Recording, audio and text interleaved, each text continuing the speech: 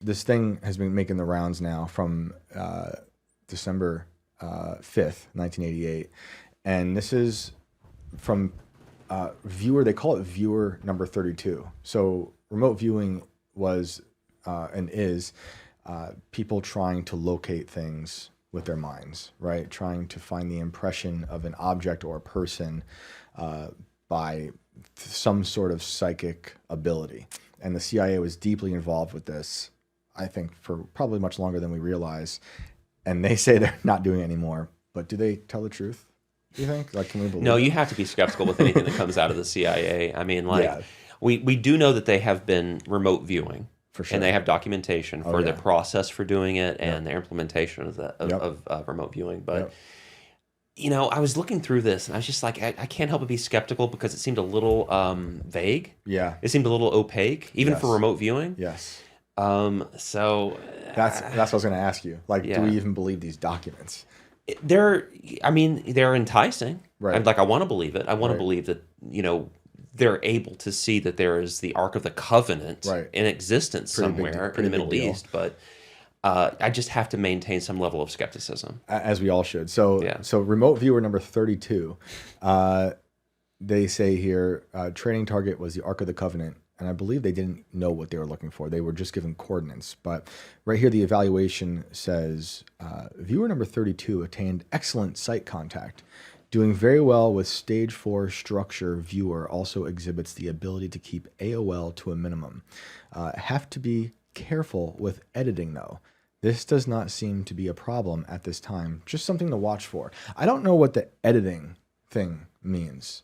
I tried looking that up. I'm like, I don't know. The AOL is about analytic overlay. And that's the distortion that the mind might give you. So according to them, right? That you've got mail. Right. Yeah. Maybe this is how they created AOL. It's part of the psychic driving experiment. Can you scroll down a little bit? Sure. I forget what's on the bottom of this, but basically, you can do the second page. Yeah. So I don't think the person was told what they were looking for. So then they, according to the CIA, if you want to believe them, this is how they described it as they're, psychically trying to find it. Target is a container. The container has another container inside of it. The target is fashioned of wood, gold, and silver. The target is similar in shape to a coffin and is decorated with seraphim. And there's a sketch later on. The target is located somewhere in the Middle East, as the language spoken by individuals present seem to be Arabic. Visuals of surrounding buildings indicated the presence of mosque domes. Individuals in the area were clothed in virtually all white, had black hair and dark eyes. One figure I homed in on wore a mustache. I love this detail. So this is the actual number 32 writing this. The target is hidden underground, dark, and wet were all aspects of the location of the target. The purpose of the target is to bring a people together. It is something to do with ceremony, memory, homage, the resurrection. There is an aspect of spirituality, information, lessons and historical knowledge far beyond what we now know. The target is protected by entities and can only be opened now by those who are authorized to do so. That's very Ark of the Covenant-y. Right? This whole last paragraph, they're dipping into free verse poetry. So here's the giveaway, right? Yeah. So they say that I don't know, it's gold and wood and there's seraphim. It's just like, imagine people in the future that digging up the artifacts in America and just being like, oh, I see tables and chairs and the golden arches. It's just like, okay, at McDonald's. Right. You wouldn't say that. You wouldn't say the seraphim unless you're trying to retrofit what you're talking about into some sort of a story. That's a red flag for me. That's why I have a feeling that some of these things are almost like landmines for the future. For us to step on, and it's going to confirm some bias for the narrative they're selling. Why are we even knowing about this now? Yes. Yes. The one thing I was thinking about, real quick, can you tell us what the Ark of the Covenant? You just gave a nice description before. So the Ark of the Covenant was something that God mandated for Moses to build, I believe, in Exodus. This is the first time it's mentioned. God said that it has to be a wooden. It probably is kind of like a coffin-like, or however they described it. Wooden box that's inlaid inside and out with gold, and it's topped with 2 seraphim, angels, with 6 wings each, and in the middle of those angels is the mercy seat. Right. The mercy seat is the area from which God issues his directives Right. to his people, the Hebrews. And what happened after this was created it's up in the air. We don't know. They've talked about it multiple times. I think they've mentioned it in the book of Joshua. They mentioned it in 2 Samuel. They also mentioned it in the book of Hebrews in the New Testament. Yep. We don't really know what became of it, but I think it was in Hebrews where they mentioned that what was contained in there, originally it was supposed to be the 10 Commandments. Right. That Moses broke them, and then he got new 10 Commandments, and he was supposed to put those 10 Commandments in the ark. But when they mention it in Hebrews, it's the 10 Commandments, it's the blossoming rod of Aaron. Aaron's rod like blossoms. Yes. I love that image. Yeah. But Yeah. And, and that's the rod that parts the Red Sea. Yes. Right? And does all the stuff to Pharaoh with the snakes and whatnot. That's right. And it blossoms. And manna. It's supposed to contain manna. Right. Yeah. And I think we also know, like, there's people, like, there's very, for lack of a better word, controversial moments surrounding the ark in the Bible that people are always like, man, why did God have to do that? You know, like that one person who the ark is traveling. I forget where this is, what book, but they're traveling with the ark and it starts to tip over and someone goes to touch it and God kills that person. Yes. You know, because you're explicitly told, do not touch this unless you've been authorized, which is, again, going back to this thing that she's talking about, like only the authorized people can, like, I guess, open it or something. Yeah. And I think also 70 people or at one point look into it. I think the Philistines have it at one point. The Hebrews get it back. And then I don't know if it's the Philistines or the Hebrews, but 70 people like try to look into it and they're all killed in the Bible. So it's like, you can't mess with this unless God tells you you can, which is, I was thinking when I was reading this thing earlier, I'm like, well, maybe I do want the government to touch it. Teach them a lesson. Yeah, please. Send the entire government to touch the Ark of the Covenant. Yeah. But yeah, I feel like it's a psyop. I feel like because this is during the Cold War, the Russians were also up to stuff, and I think it was all part of like a psychological operation to be like, oh yeah, we're doing this too, with all these success rates, and then the Americans are like, well, we gotta do it too, and this is born out of MK Ultra stuff, which we've talked about at length on this show. All these like mind control, crazy psychic experiments. But then if you want to pull up the Mars one, But this speaking is of, new to me. also, we tried watching Chaos on Netflix. Oh, how is it? Not so great. It's a disaster. He's very upset. Don't with Oh, good reason. really? With Tom's good not reason. happy, yeah. No, this is the psyop. Okay, Netflix did. Errol Morris, Yep. the famed documentarian that did this, he did this to screw him over. Yeah. This is a hit job on him. They're trying to make Tom O'Neill look like a moron and a conspiracy theorist and a maniac. Man. He seems really mad. He should be. Did you reach out to him, or did he say I saw something? a tweet. Okay. He tweeted out something, and I was like, and I retweeted. I'm like, oh my goodness, I can't. No, believe this it. is inexcusable what they did to his work. Because his book is brilliant. It is. And what this documentary does is it turns it completely inside out. Oh my God. And they do it, and it makes no sense. No, I said to Chris, I'm like, if you didn't know, if you were like a Gen Z person watching Right. this, you would have no idea what's going on. Interesting. You know, No, it's a mess. You know, I Absolute only, mess.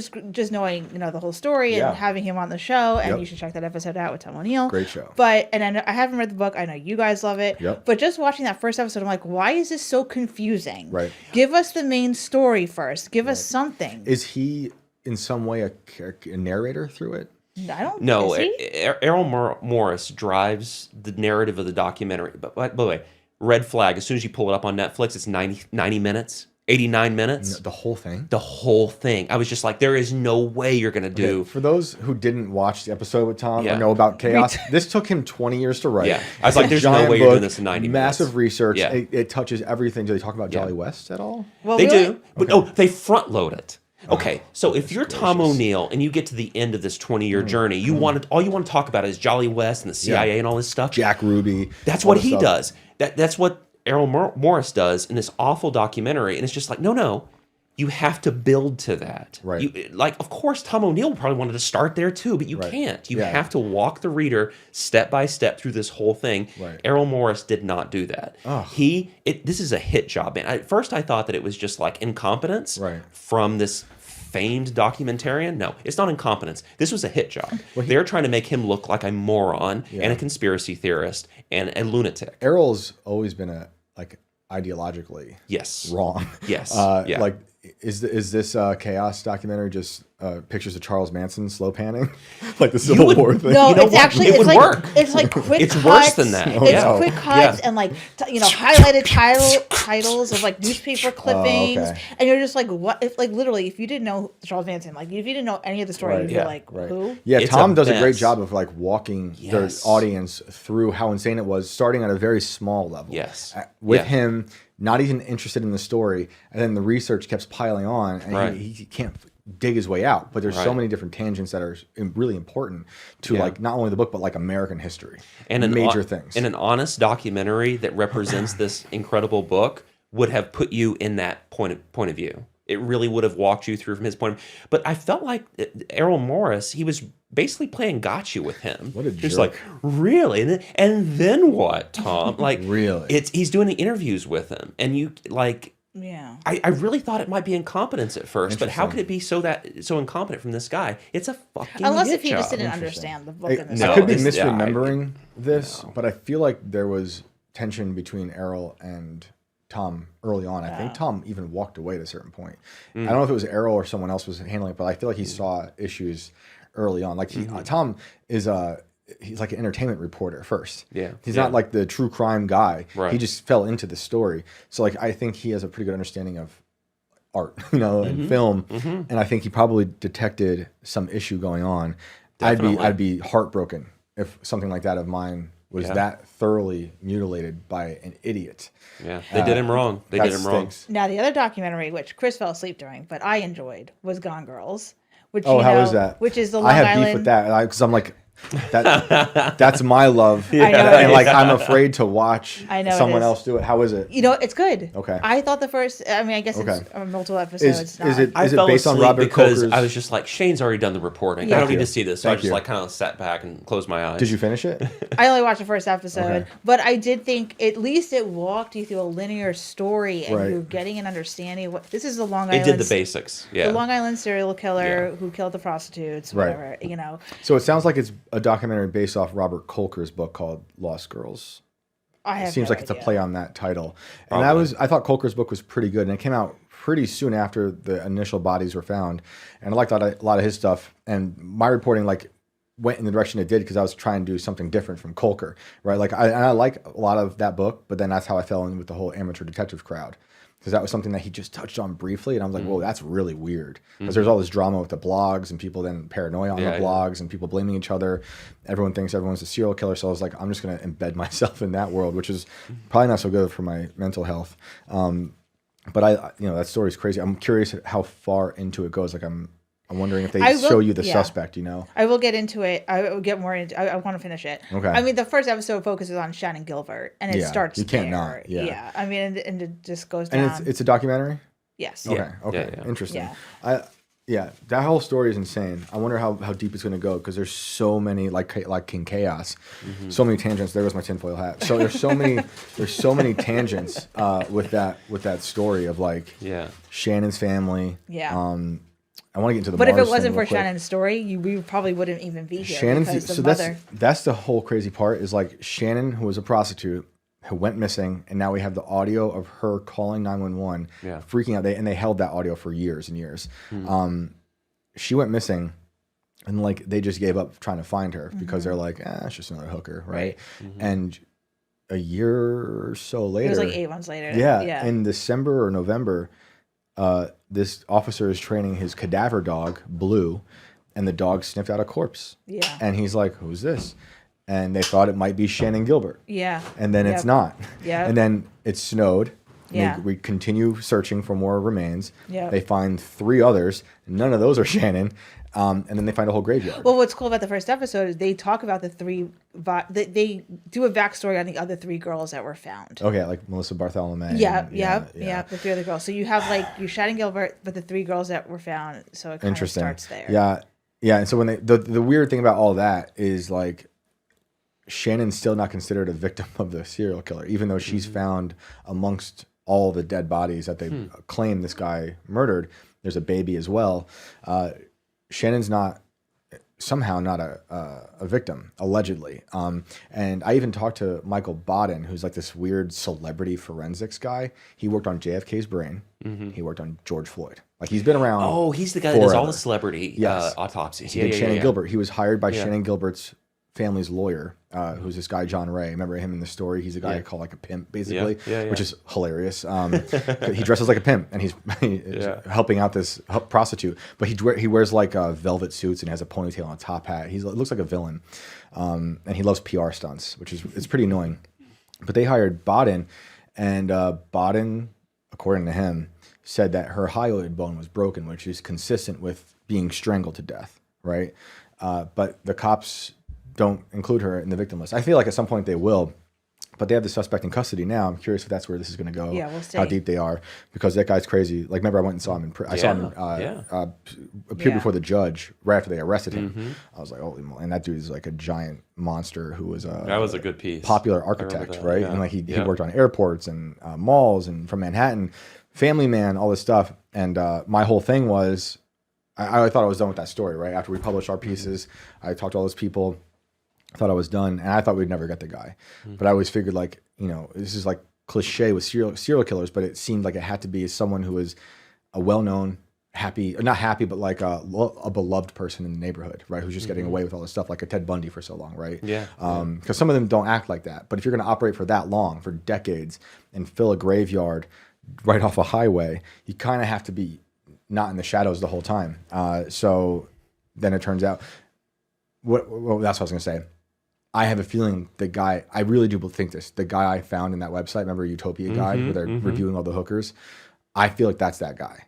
Because, so for those who haven't read that story, there's a certain part where me and this amateur detective from this Web Sleuths website come across this place called Utopia Guide. And I swear we're going to go back to remote viewing in just a second. But I can't, you got me started on one. Sorry, I know, I had to get into it. Found this crazy website. They're reviewing all these hookers. It's located, this website is only for that part of Long Island, right? So it's like, I was able to go to that website and find them talking about all those girls, all their reviews of the hookers and all that stuff.